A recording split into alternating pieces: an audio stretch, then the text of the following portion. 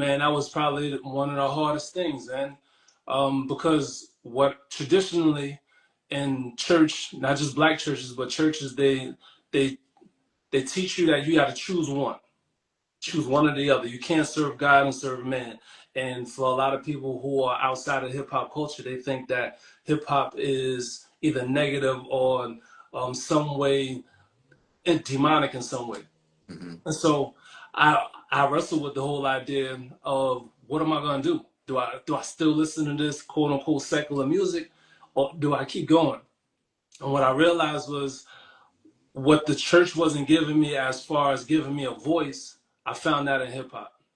But what hip hop wasn't giving me in that spirituality, I found that from church.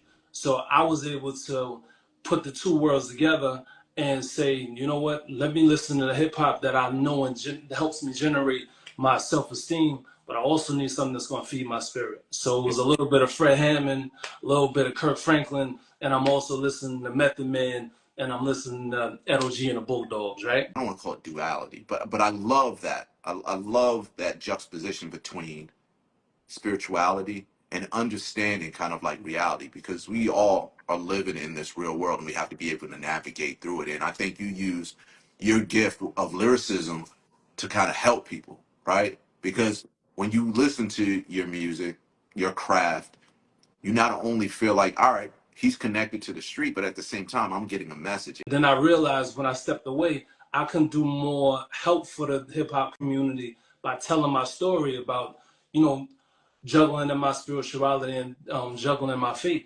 And I think that that's pretty much everybody's experience. How much do I live in this world without it being something that consumes me?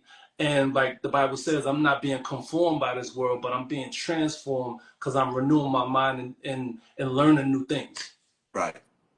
Yeah, so dope, so dope, and I love that you live in that way, and I love how you're authentic. And one of the things I always talk about in here is you like be real, and sometimes it takes a while for people to get comfortable in their skin and really truly be themselves.